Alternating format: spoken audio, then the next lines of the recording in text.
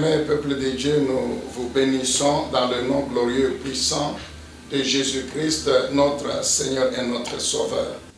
Alors, sans plus tarder, nous voulons prier, nous recommander tous ensemble à la grâce de notre Dieu. Prions.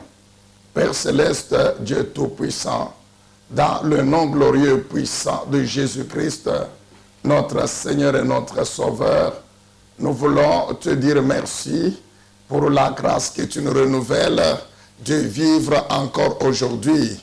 Nous vivons aujourd'hui parce que tu nous as renouvelé le souffle de vie.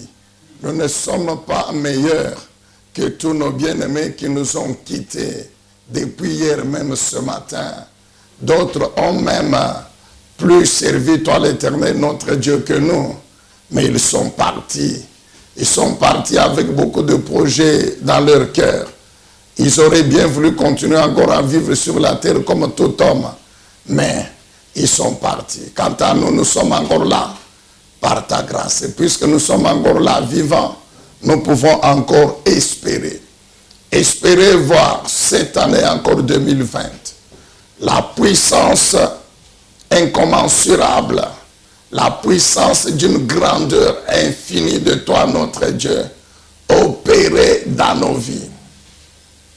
Voir la puissance de toi, l'Éternel, notre Dieu, accomplir cette année encore ces puissantes promesses que tu n'as pas encore accomplies.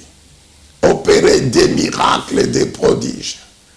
Apporter dans nos vies ces choses nouvelles qui vont changer radicalement nos vies, la vie de l'Église, la physionomie de l'Église. C'est pourquoi, Père très saint, Dieu éternel et tout-puissant, nous te supplions, Papa, au nom puissant, glorieux de Jésus-Christ, notre Seigneur et notre Sauveur, d'accepter notre profonde gratitude du fond de nos cœurs.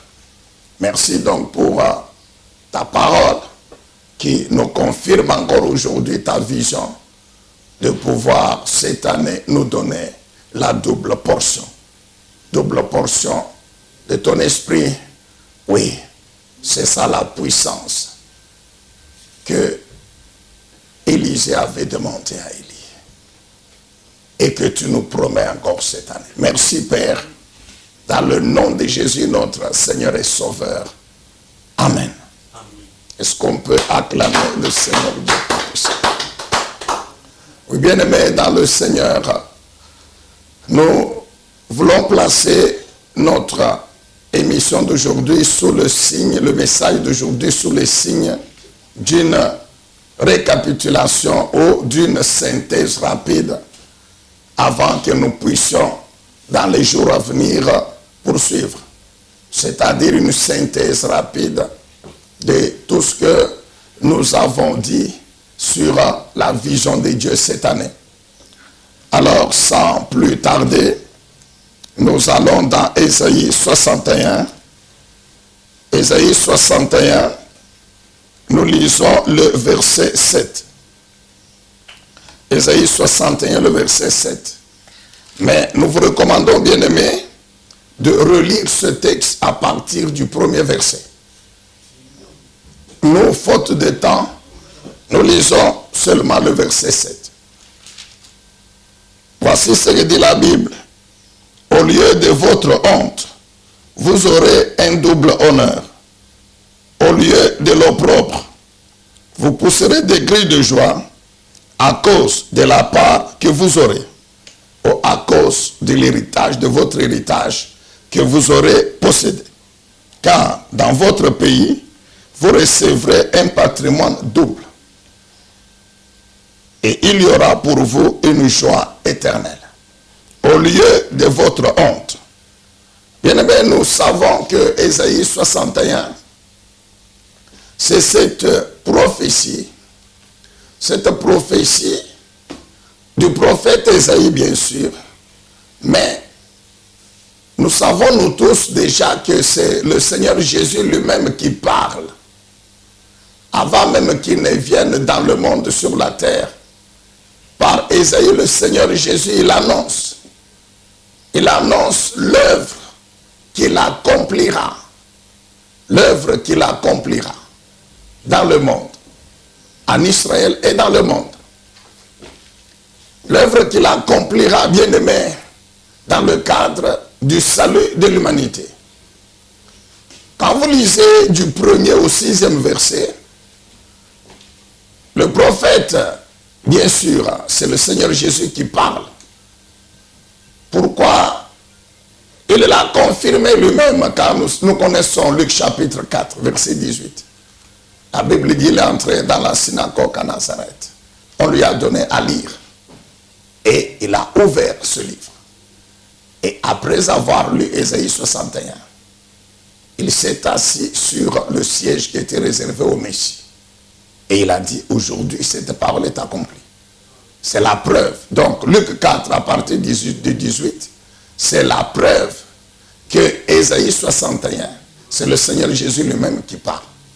Alors, il annonce l'œuvre grandiose qu'il viendra accomplir par la puissance du Saint-Esprit. Qu'il viendra accomplir dans le monde, en Israël, par la puissance du Saint-Esprit. C'est ainsi qu'il dit que l'Esprit du Seigneur est sur moi. L'Éternel m'a oint. L'Éternel m'a rempli de sa puissance, de son onction. Et voici l'œuvre que je vais accomplir, que je vais faire par cette onction, par cette puissance de l'Éternel, de l'Esprit de l'Éternel. Amen, bien-aimé. Il dit, l'Éternel m'a oint, m'a rempli de son onction, de sa puissance, pour accomplir l'œuvre de salut, l'œuvre de rédemption.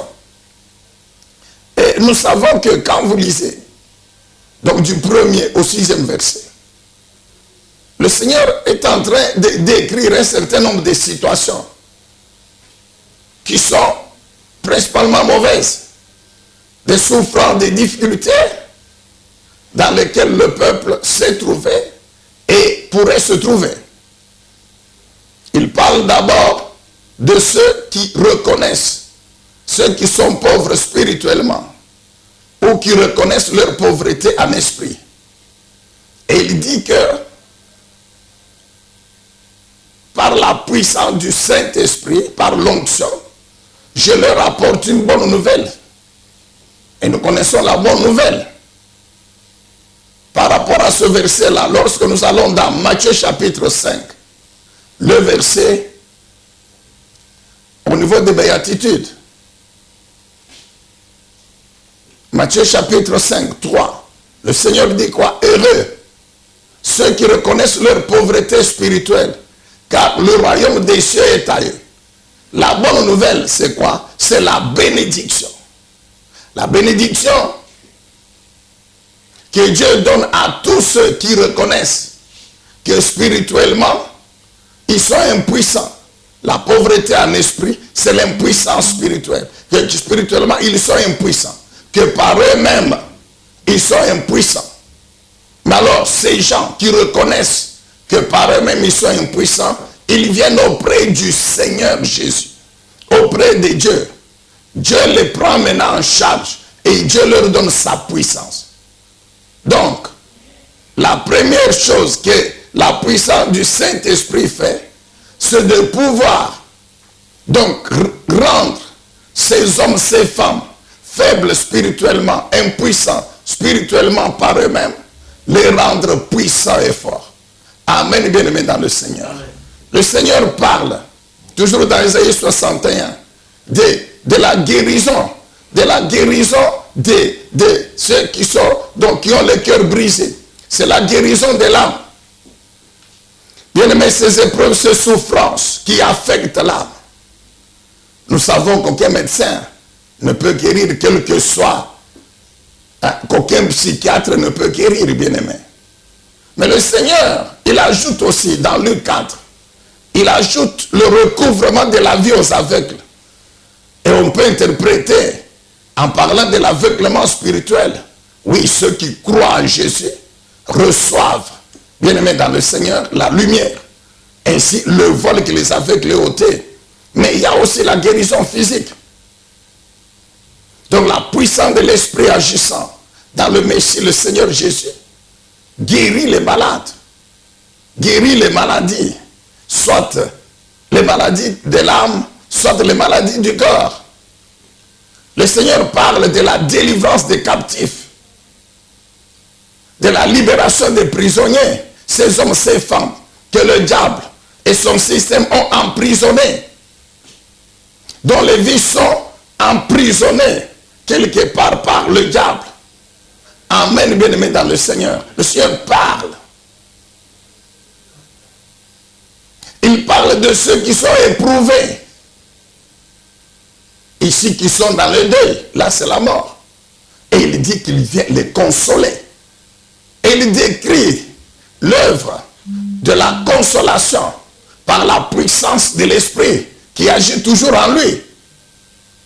C'est la restauration. La consolation de ceux qui sont... C'est la restauration qui conduit à faire triompher la vie de Dieu sur la puissance de la mort. Et le Seigneur touche, bien aimé, à cette situation du pays d'Israël détruit. C'est ainsi qu'il parle des ruines, d'un pays ruiné, en ruine, qu'il parle d'un pays dévasté. Amen, bien-aimé. Et il promet que par la puissance du Saint-Esprit, ils vont rebâtir sur d'anciennes ruines. Ils vont rénover des villes ravagées, dévastées. Donc le Seigneur promet la restauration même des cités dévastées, détruites. Et on peut par là déboucher sur les restaurations des vies qui ont été ruinées, détruites par les puissants des ténèbres de Satan, du diable. Amen, bien-aimé dans le Seigneur. Toujours dans Ésaïe 61, le Seigneur, toujours dans son œuvre, il dit par la puissance de mon esprit, vous, mon peuple, vous deviendrez un peuple de sacrificateurs. Je ferai de vous des sacrificateurs, des serviteurs de notre Dieu. Amen, bien-aimé. Je ferai de vous des sacrificateurs, des serviteurs de votre Dieu. Au point que vous vous consacrerez à servir l'Éternel. Et pendant que vous servez l'Éternel, d'autres viendront pour labourer vos champs, pour s'occuper de vos vignes, de vos troupeaux. Maintenant au verset 7, il dit à la place de la honte. Oui, c'est vrai. Quand on va du premier verset 6, donc on trouve toutes ces situations de destruction, toutes ces mauvaises situations, ces épreuves, qui ont fait que le peuple de Dieu est tombé dans une humiliation, dans une honte, une situation qui a créé la honte du peuple de Dieu. Alors maintenant, comme récompense, qu'est-ce que Dieu promet? Dieu promet, il dit, vous aurez un double dans la restauration que je vais vous donner, dans la récompense que je vais vous donner, vous aurez un patrimoine double, vous aurez une portion double. Amen, bien-aimé dans le Seigneur. Alors, donc ça c'était un bref aperçu de l'œuvre accomplie par le Messie, le Seigneur Jésus, par la puissance de l'Esprit de Dieu. Et cette prophétie, nous savons qu'elle a déjà été totalement accomplie. Parce que le Messie en question, le Seigneur Jésus, il est déjà venu, il a accompli la mission, il est rentré au ciel. Et le Saint-Esprit poursuit cette mission sur la terre jusqu'à l'enlèvement de l'Église. Nous le savons. Toujours par rapport à l'aspect prophétique. Nous allons dans Zacharie,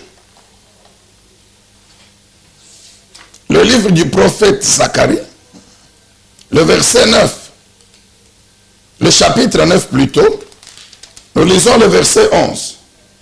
Zacharie chapitre 9, le verset 11. Voici ce que dit la parole du Seigneur. Pour ce qui te concerne, à cause de l'alliance conclue avec toi par le sang, je vais faire sortir tes captifs de la fosse où il n'y a pas d'eau. Revenez à la place forte, plein d'espérance, vous les captifs, car aujourd'hui encore, je le déclare, je vous rendrai au double. Amen. Aujourd'hui, je le déclare, je vous donnerai une double part. Ici, c'est la même prophétie qui s'adresse toujours à Israël, au peuple de Dieu, qui est dans une situation de captivité. Mais Dieu dit à Israël, puisque j'ai conclu avec toi une alliance par le sang, en ce moment-là, à cause de cette alliance, par la puissance de cette alliance, tes captifs seront libérés. Et non seulement tes captifs seront libérés, mais je vais te donner comme récompense le double. Amen, bien-aimé. Et nous sommes appuyés également sur l'histoire du prophète Élisée. Nous sommes appuyés sur l'histoire du prophète Élisée. Nous lisons 2 Rois chapitre 2. 2 Rois chapitre 2, le verset 9. 2 Rois 2, 9. Lorsqu'ils eurent passé, Élie dit à Élisée, que voudrais-tu que je fasse pour toi? Demande-le-moi avant que je sois enlevé l'un de toi. Élisée répondit, j'aimerais recevoir une double part de l'esprit qui réside en toi. Élie répondit, tu as exprimé une demande difficile à satisfaire.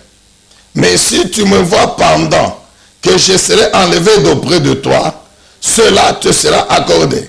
Si tu ne me vois pas, il n'en sera rien. Amen. Bien-aimé, lorsque le Seigneur nous a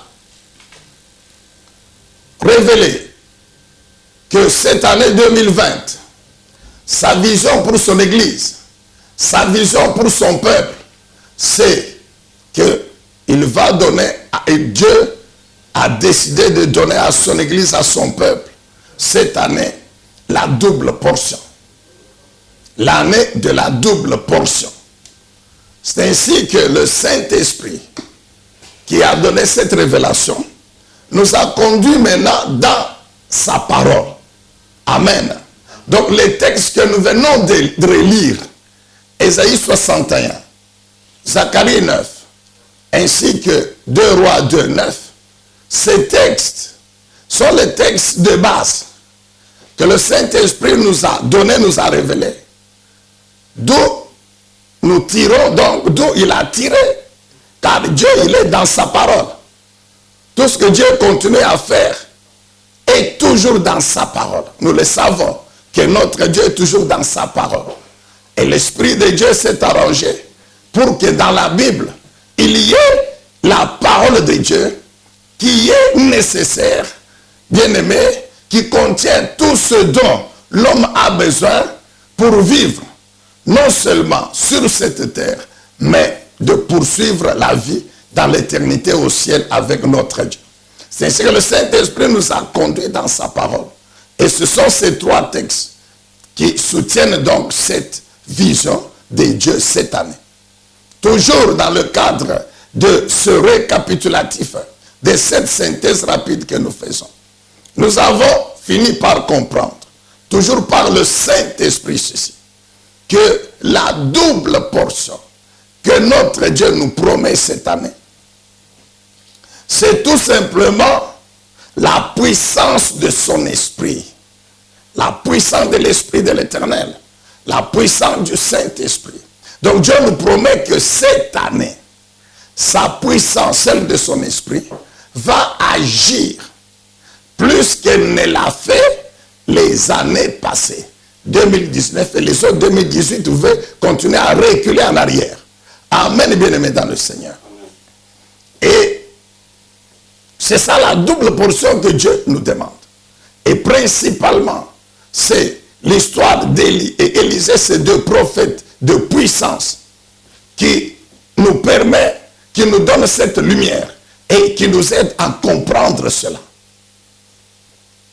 Ce que Élisée demande à Dieu, ce qu'Élisée demande à Dieu, bien sûr, au travers d'Élie, il dit bien qu'il y ait sur moi la double part, la double portion de l'esprit Si vous lisez les récentes versions bibliques, vous trouverez comme les semeurs, comme vie nouvelle, vous trouverez que l'esprit est au majuscule.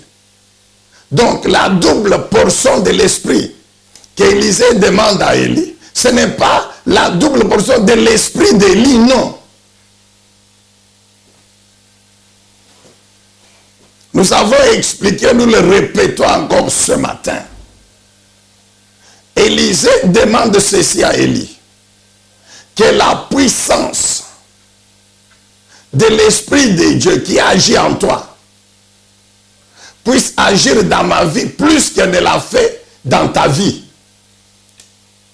C'est ça la double part de l'Esprit qui réside en toi, a dit Élisée, parlant à Élie. Il dit que la puissance de l'Esprit de l'Éternel qui agit en toi puisse agir beaucoup plus dans ma vie. Vous pouvez regarder, puisse agir au double. Mais au double, ça veut dire quoi? C'est-à-dire agir beaucoup plus dans ma vie. Alors ceux qui ont voulu se limiter littéralement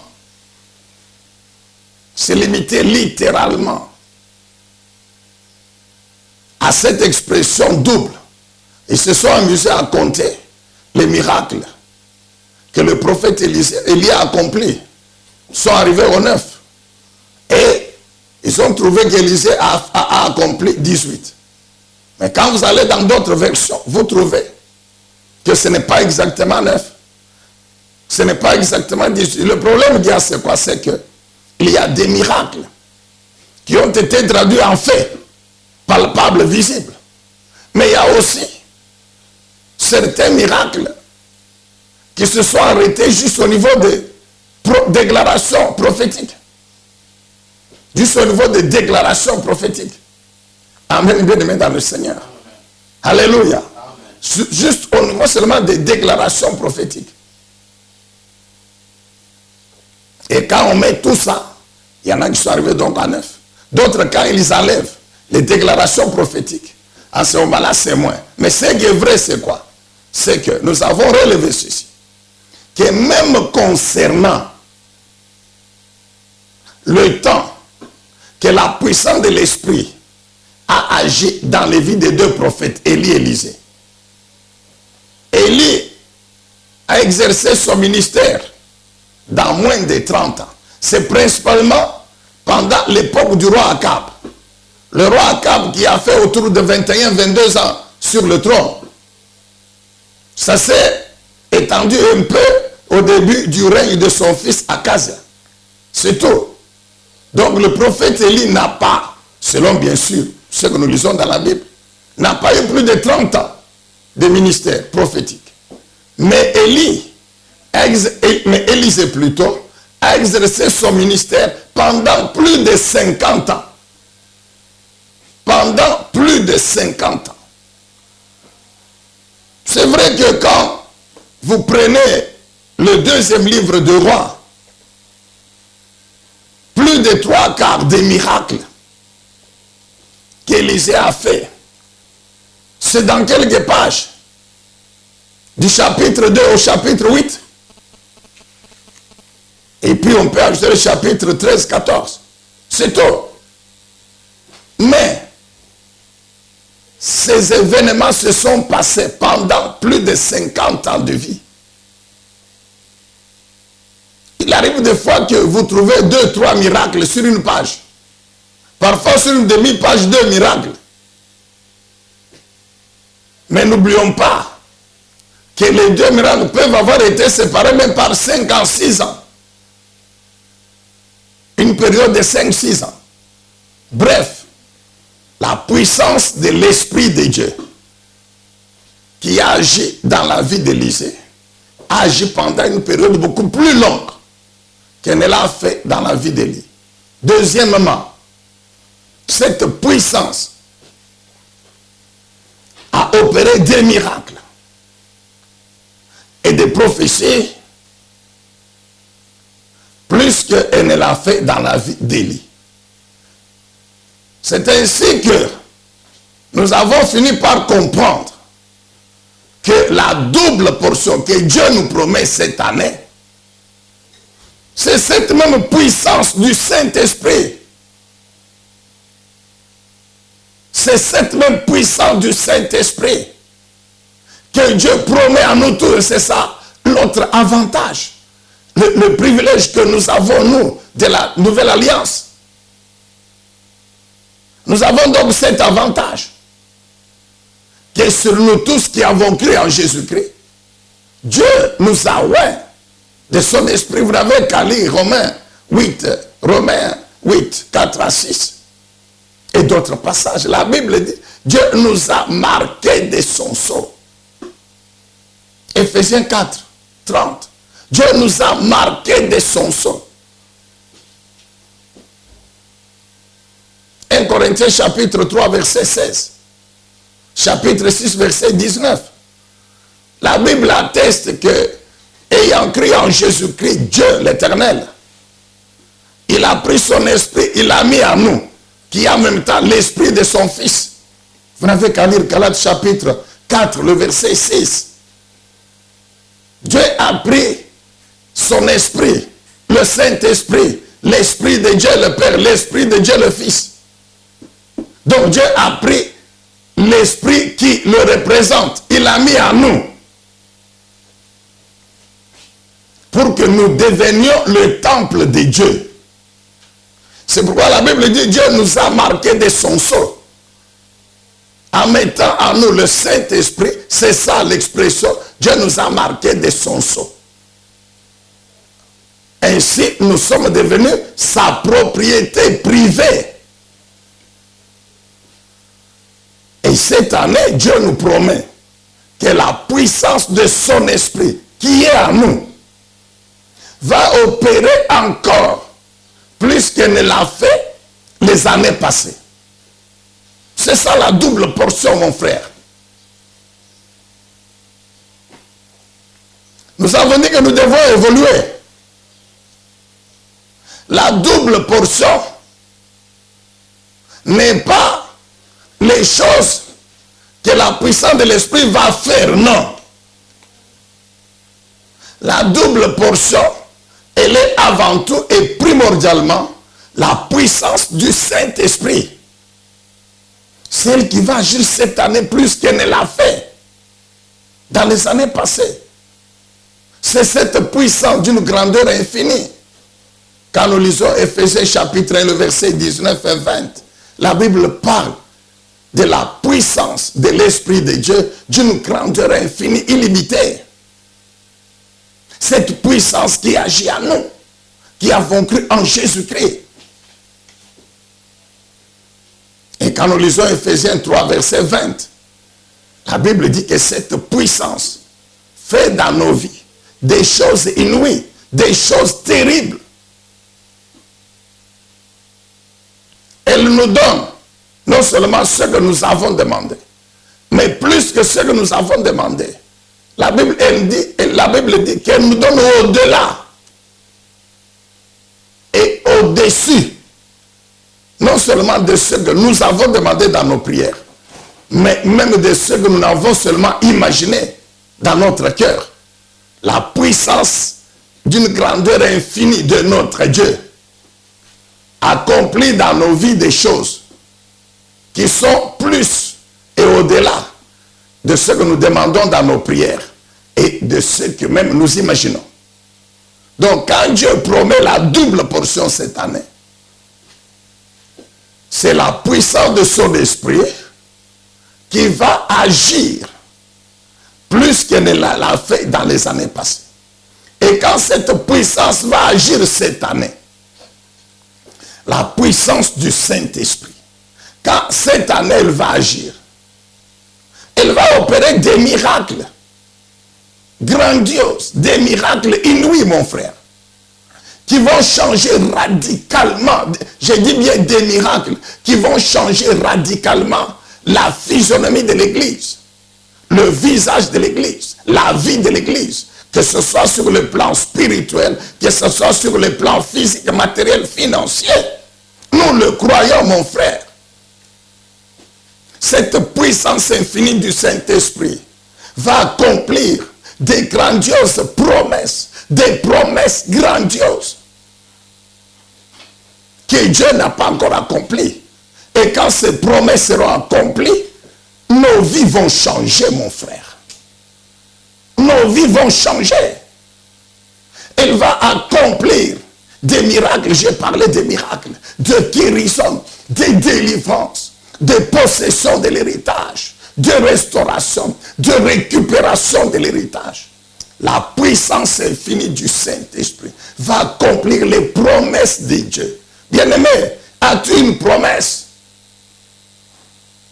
Une promesse qui, lorsque Dieu va l'accomplir, ta vie change radicalement. Tu passes à une nouvelle phase de ta vie. Une phase terrible, mon frère, qui va effacer les années qui ont précédé.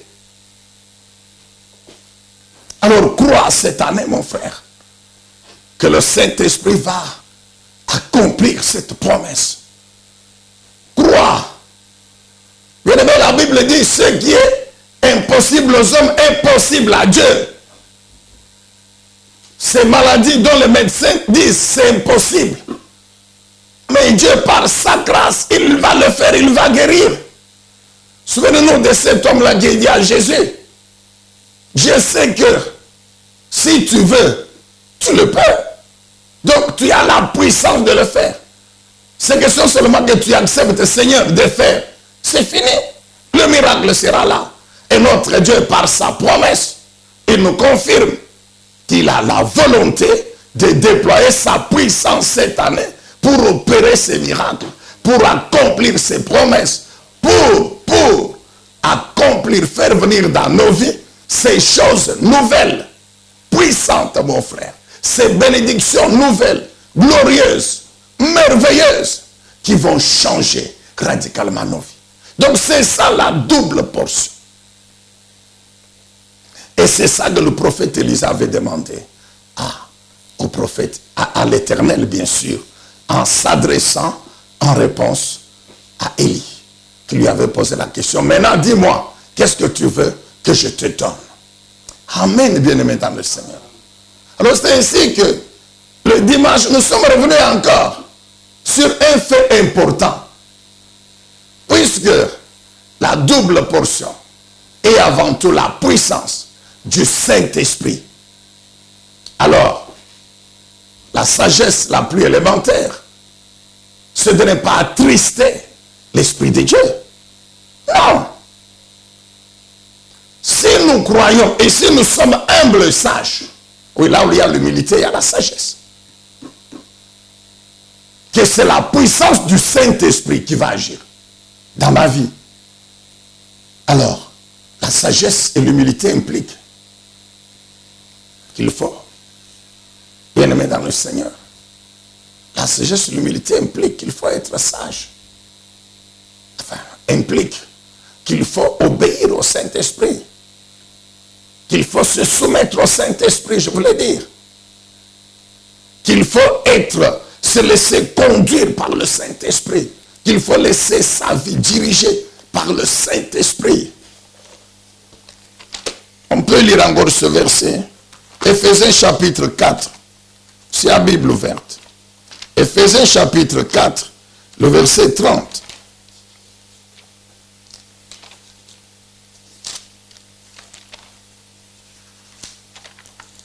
Éphésiens chapitre 4, le verset 30. Écoutons ce que déclare la parole du Seigneur. La Bible dit ceci. Verset 30. La Bible dit, n'attristez pas le Saint-Esprit de Dieu, car par cet Esprit de Dieu, Dieu vous a marqué de son sceau. Amen. Nous l'avons dit. Comme sa propriété pour le jour de la délivrance finale. Dieu vous a marqué. Donc Dieu, en mettant en vous son esprit, il vous a marqué de son sceau pour dire, celui-ci c'est ma propriété privée. Et c'est pour cela que cette année, ma puissance, celle de mon esprit, va agir encore pour transformer sa vie. Alors si tu es sage et humble, mon frère, n'attriste pas le Saint-Esprit. Et tu te poses la question, mais comment attrister le Saint-Esprit? Mais attrister le Saint-Esprit, c'est refuser que sa vie soit dirigée par lui. Lisons Romains chapitre 8.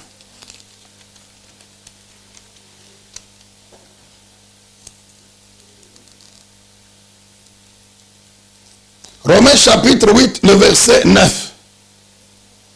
La Bible dit quoi? Vous, au contraire, vous n'êtes pas livrés à vous-même. C'est-à-dire, vous ne vivez pas selon votre nature humaine. C'est-à-dire votre chair. Non. Mais vous dépendez de l'Esprit. Puisque l'Esprit de Dieu habite en vous. Amen. Et si quelqu'un n'a pas l'Esprit de Christ, il ne lui appartient pas. En d'autres termes, nous qui avons l'Esprit de Christ, nous appartenons à Christ. Et appartenant à Christ, nous dépendons de Dieu, de son Esprit. Alors si nous acceptons que notre vie dépend de l'Esprit de Dieu, du Saint-Esprit, nous ne pouvons que nous soumettre au Saint-Esprit. C'est pourquoi, toujours l'apôtre Paul, écrivant aux Galates, il leur exprime en d'autres mots, qu'est-ce qu'il dit aux Galates? Galates chapitre 5, le verset 16. Qu'est-ce que l'apôtre Paul dit aux Galates? Il dit, Galates 5, 16. Je vous dis donc ceci, menez votre vie dans la dépendance du Saint-Esprit et vous n'obéirez pas au désir ou au plaisir de la chair qui anime l'homme livré à lui-même. La nature humaine.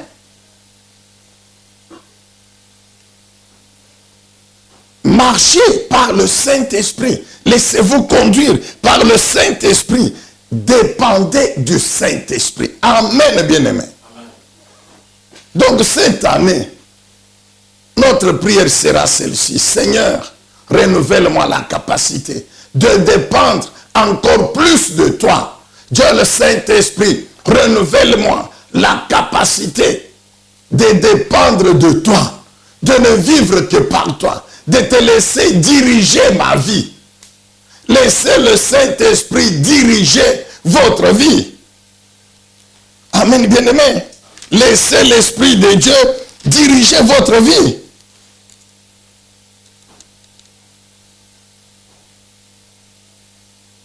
Alléluia. Que Dieu soit loué, que Dieu soit béni. Laissez le Saint-Esprit diriger notre vie. C'est ça. En ce moment-là, nous n'allons pas l'attrister. C'est donc obéir au Saint-Esprit. Être attentif à sa voix, à sa parole. Quand il nous dit aller à droite, nous allons à droite. Aller à gauche, nous allons à gauche. Arrêtez-vous, nous nous arrêtons. Quand il nous dit avancer, on avance. Et il nous dit reculer, nous reculons. Tous les jours, soumis à la volonté du Père, exprimée par son Esprit qui est en nous. En ce moment-là, sa puissance va agir. Amen, bien-aimé. Enfin, nous avons compris encore ceci. En nous basant principalement, toujours sur la vie du prophète Élisée, nous avons compris que l'œuvre, que la puissance du Saint-Esprit accomplie par le prophète Élisée s'inscrit globalement ou totalement dans la grandiose et puissante œuvre du Seigneur Jésus, dont nous avons commencé avec ce message. On a commencé avec l'œuvre du Seigneur Jésus. Bien sûr, c'est le résumé. Ésaïe 61, 1 à 7. Vous pouvez aller jusqu'à la fin du chapitre. Et puis, Jésus lui-même a repris cela, Luc 4, 18 et la suite. Et tout ce que le Seigneur a fait, toute cette œuvre grandiose que le Seigneur a fait, qui a été décrite, racontée, relatée, décrite dans les 4 évangiles. Vous allez vous rendre compte que l'œuvre que le même Esprit de Dieu, le Saint-Esprit, a accompli dans la vie du prophète Élisée, s'inscrit dans cette grandiose œuvre du Seigneur Jésus-Christ. Vous allez voir que le prophète Élisée va par le Saint-Esprit poser des actes qui préfigurent directement la croix de Jésus, l'œuvre de la rédemption du Seigneur Jésus. Je peux vous donner 2 exemples. Vous avez le miracle. Le miracle que le prophète a accompli lorsqu'il y avait la mort dans le pot. Lorsqu'il y avait la mort dans le pot, vous vous rappelez? 2 Rois chapitre 4.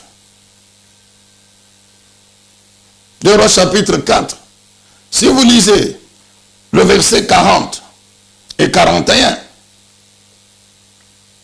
verset 40 à 41.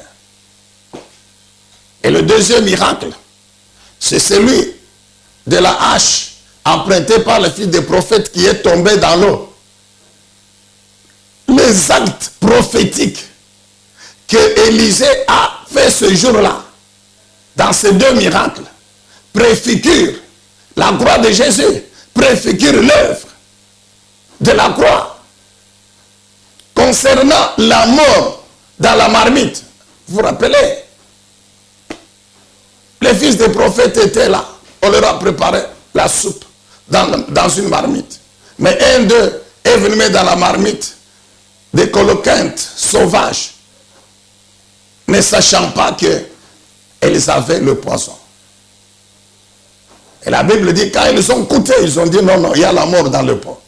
Qu'est-ce qu'Élisée a fait ce jour-là? Il a dit, amenez la farine. La Bible dit, il met la farine dans la marmite.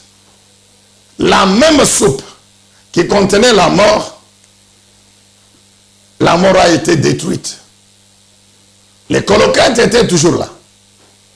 Mais quand il a mis la farine, par la puissance de Dieu, le poison qui était amené par les coloquintes était détruit.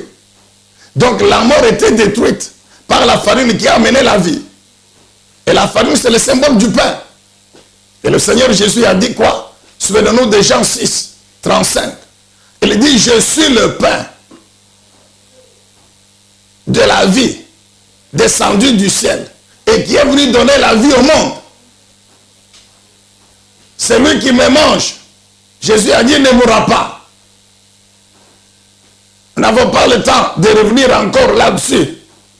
Mais nous savons que celui qui croit en Jésus, qui croit en sa parole, qui met en pratique sa parole, qui demeure dans les paroles du Seigneur,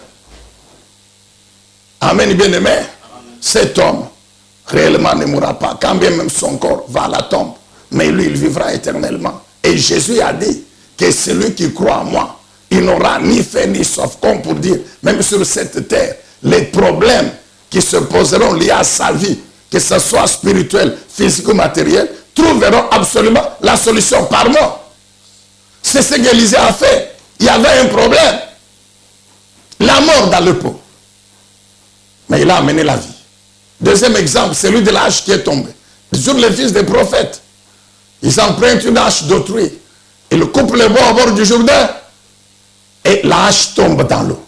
Qu'est-ce qu'Élisée a fait ce jour-là? Il a pris le morceau de bois. Il l'a mis sur l'eau.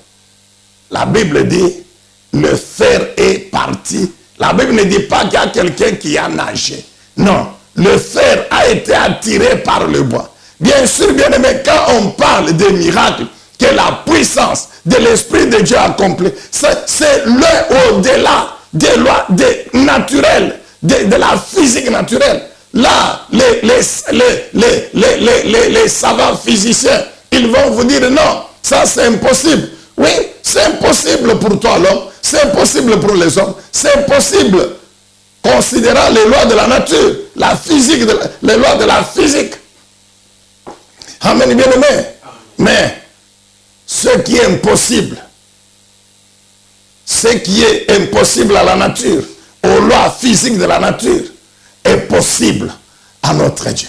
Pour qui rien, c'est pourquoi la Bible dit rien n'est impossible à notre Dieu. C'est pourquoi ce jour-là, contrairement aux lois de la physique, de la nature, c'est le fer qui a été attiré par le bois. Vous comprenez? La Bible ne dit pas qu'il a mis un autre. Non, s'il avait mis un autre morceau de fer, il allait aussi tomber car le fer est plus dense que l'eau. Il allait rejoindre la hache en fer qui était déjà tombée.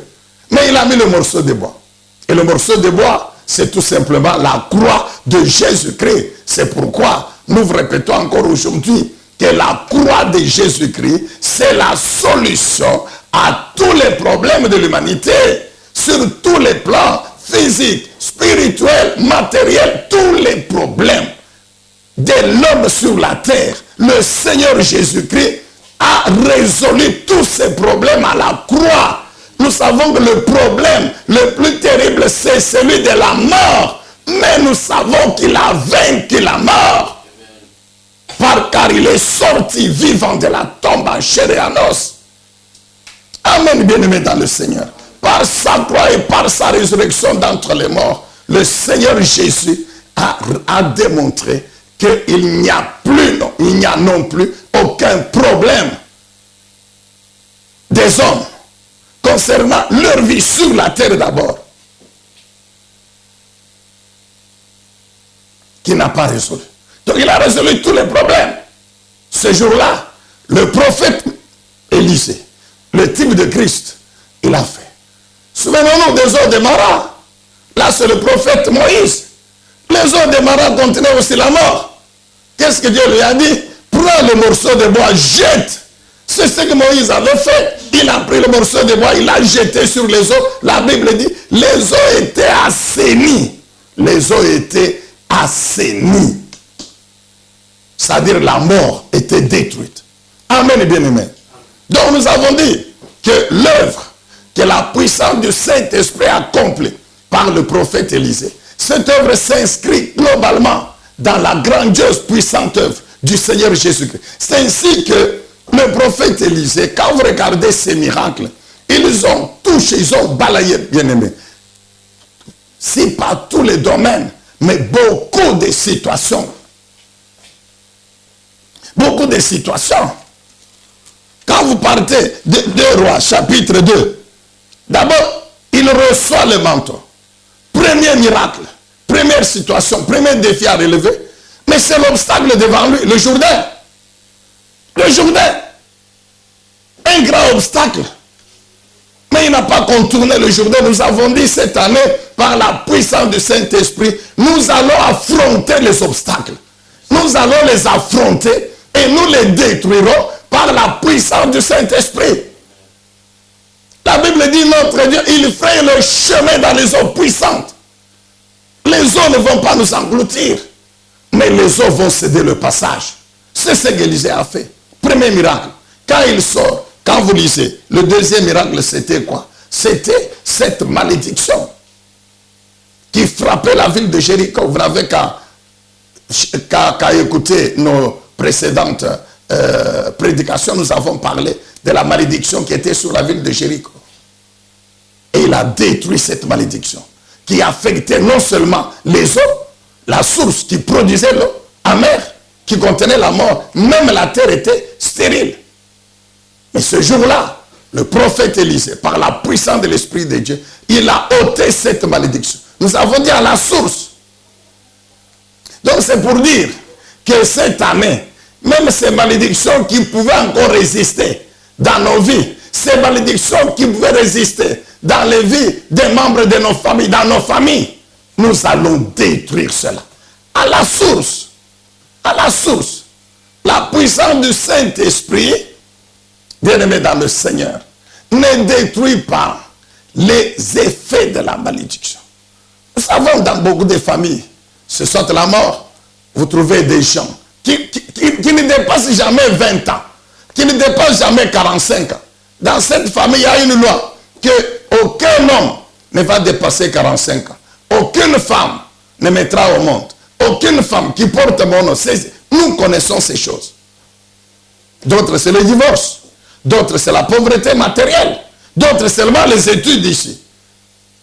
Vous prenez 3 pères et 3 filles qui ont au total 50 enfants. Mais parmi leurs enfants, il n'y a aucun qui a eu le diplôme d'État. Ça existe, mon frère.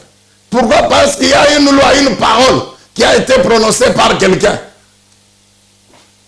Mais nous savons que par la puissance de l'Esprit de Dieu, ces malédictions sont ôtées. Amen, bien-aimé. Toujours concernant le miracle du prophète Élisée, il y a eu la stérilité, par exemple. Souvenons-nous de la Sunamite. Géasi a dit à Élisée, elle n'a pas d'enfant, mais il a ajouté Géasi, son mari est vieux. Vous comprenez? Donc Géasi, non seulement il apporte l'information à Élisée que la Sunamite n'a pas d'enfant, mais il ajoute que son mari est vieux. Quel domaine Élisée n'a pas touché? Est-ce la multiplication de la nourriture? La multiplication de la nourriture?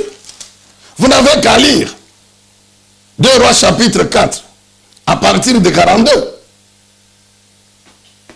Élisée a multiplié la nourriture. Il a multiplié la nourriture.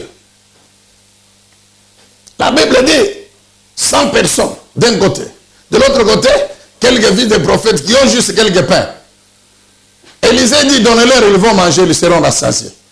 Les fils de prophètes disent, non, mais ce n'est pas ce que Élisée dit, donnez-leur. Non seulement ils vont manger, ils seront rassasiés, mais il en restera. C'est ce que la Bible dit, mon frère.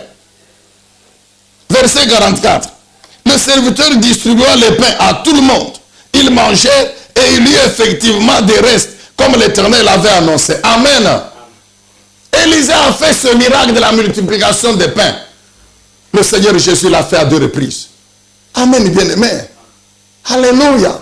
C'est pourquoi nous croyons que même si, vraiment, il y a encore des bien-aimés qui souffrent encore de la famine, comme conséquent de la pauvreté matérielle et financière, mais qu'ils croient que Dieu va leur faire grâce cette année. Dieu va leur faire grâce. Nous avons parlé de l'endettement. L'endettement, bien-aimé, c'est une œuvre du diable. C'est pourquoi dans beaucoup de pays dits développés, l'endettement est institutionnalisé. On encourage les gens. Donc les gens, dans leur tête, sont convaincus qu'ils ne peuvent pas vivre sans s'endetter. Vous trouvez quelqu'un, il te dit, ça c'est ma maison. Mais il ne va pas te dire que jusqu'à sa mort, il va payer la dette de cette maison. Et que s'il mourait avant d'avoir terminé, on va ravir la maison. Même ses enfants ne vont pas jouir de cet héritage-là. Tout. Tu veux quelqu'un avec 2-3 véhicules, tu peux l'envier. Mais chaque mois, il ne lui reste rien. Vous voyez un peu, quelqu'un, il a une maison, il a des véhicules, il a tout dans la maison. Mais à la fin du mois, on prend l'argent, tout ce qu'il gagne, on prend. Maintenant, il n'a plus à manger. Maintenant, qu'est-ce qui se passe? Il va maintenant dans le magasin prendre la nourriture à crédit. Donc il s'endette même pour manger. Donc toute la vie, c'est comme ça, mon frère. Non, l'endettement n'est pas la volonté parfaite de notre Dieu. Deutéronome 28, qu'est-ce que Dieu a dit à Israël? Tu prêteras à beaucoup de nations et tu n'emprunteras pas. Amen, bien-aimé. C'est ça la volonté parfaite de Dieu. C'est pourquoi cette année, mon frère, la puissance du Saint-Esprit, Dieu va te faire grâce. Afin que tu sois délivré de l'endettement, mon frère. Non. Non. La délivrance de l'endettement. L'endettement n'est pas la volonté de Dieu. Non, non. Alléluia. Amen, bien-aimé. Vous vous rappelez ce qu'Élisée a fait, non? Cette veuve qui dit à Élisée, mais écoute, Élisée, mon mari, serviteur de l'Éternel, il est mort, mais il a laissé des dettes. Et le créancier est venu pour prendre mes 2 fils comme esclaves. C'est ça la conséquence de l'endettement. C'est que vous êtes esclave du créancier. Nous savons ce qu'Élie a fait, Élisée a fait. Qu'est-ce que tu as? Un peu d'huile. Demande les vases. Tu remplis d'huile. Il a fait, elle a fait. Élisée lui a dit, vends. Elle a vendu. Elle a eu de l'argent. Elle a payé la dette. Elle est restée encore avec l'argent. Amen, bien-aimé dans le Seigneur. Amen. Ça, c'est ce que la puissance, mon frère, la double portion, c'est la puissance du Saint-Esprit qui apporte la solution à beaucoup de problèmes dans nos vies. C'est ce qu'elle va faire cette année. Cette femme était délivrée de l'endettement. Et elle est restée avec l'argent. En plus, mon frère, amen, bien-aimé. Écoutez, nous sommes arrivés à la fin, mais avec la permission de nos amis ici, Rolly Chibanda, Junior Kabonka ainsi que Nixon, Bokassa, avec leur permission, c'est eux en fait qui aujourd'hui encore sont à la technique pour que cette parole vous parvienne. Alors dans 2 Rois chapitre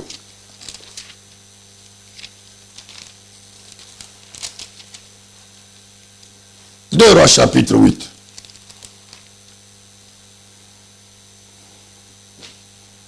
Amen, bien-aimé dans le Seigneur. On n'aura pas beaucoup de temps. Mais qu'est-ce qu'il est? Il est question de quoi? Nous connaissons la Sunamite. Dieu va dire au prophète Élisée qu'il y aura une famine de 7 ans. Une famine de 7 ans à Israël. Alors, il faut que tu quittes. Elle obéit. Elle est partie avec son mari. Ils sont partis chez les Philistins où il n'y avait pas de famine. Et cela a duré 7 ans. Pendant qu'ils sont là-bas, chez les Philistins, ceux qui sont restés, ils ont pris les champs et la maison de la Sunamite. On a pris ça. Maintenant, 7 ans après, la Sunamite rentre. Quand la Sunamite rentre, la Bible dit que Géhazi, il est en train de s'entretenir avec le roi, en train d'expliquer au roi les miracles du prophète Élisée. Et Géhazi est en train de parler au roi de la Sunamite. Pendant que Géhazi est en train de parler au roi de la Sunamite se pointe. Ah, amen, bien-aimé. Le Saint-Esprit, par sa puissance, mon frère, même les temps, les circonstances sont sous sa puissance. Il les organise, mon frère. Amen. Amen. Pendant que Géhazi parle au roi de la Sunamite se pointe. Vous pensez que ça, c'est le fait du hasard? Non. C'est organisé par l'Esprit de Dieu. Et Géhazi dit au roi, mais celle dont nous parlons, elle est là. Elle est là, la Sunamite. Elle est là. Avec le fils qu'elle a engendré dans la vieillesse et qui est mort et qu'Élisée a ressuscité. Ah, amen, bien-aimé. On parlera de toi aussi. Ne t'en fais pas. La même puissance qui agit dans la vie du prophète Élisée, c'est la même que Dieu te promet cette année. Elle va agir dans ta vie, mon frère. Tu feras aussi des choses et on en parlera. La Sunamite arrive. Elle voit le roi, elle dit oui, je suis revenu, mais tous mes biens, mes champs, ma maison confisquée. Sur le champ, le roi ordonne qu'on puisse restituer à la Sunamite tous ses biens. Bien aimé, le temps nous manque pour revenir sur toute cette puissante œuvre de l'Esprit de Dieu dans la vie du prophète Élisée. Mais notre prière est que Dieu, par sa grâce, cette année, que l'œuvre de la puissance de son esprit agisse plus qu'elle ne l'a fait dans les années passées. Et que, par cette œuvre, des miracles inouïs soient opérés. Par cette œuvre, par la puissance du Saint-Esprit, dans cette œuvre, qu'il y ait l'accomplissement des promesses, qu'il y ait des choses nouvelles. Et tout cela va changer radicalement nos vies. Et celles-ci refléteront encore et encore et encore davantage la gloire de notre Dieu, la gloire de notre Seigneur et Sauveur Jésus-Christ. Une fois de plus, que Dieu vous bénisse et que cette année, il vous accorde la double portion de son esprit. Nous avons ainsi parlé, prié au nom de Jésus, notre Seigneur et notre Sauveur. Nous disons tous Amen. Est-ce qu'on peut acclamer le Seigneur Dieu Tout-Puissant? Gloire à toi, éternel notre Dieu. Merci Père. Au nom de Jésus. Amen.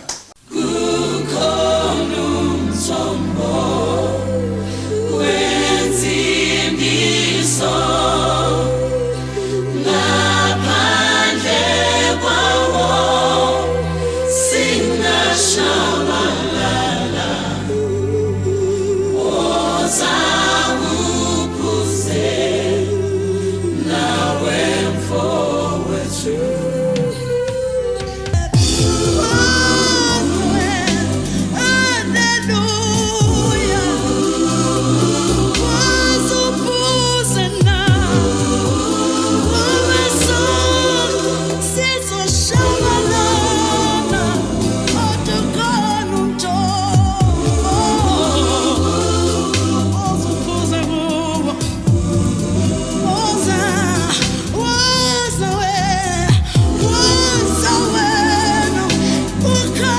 Santo.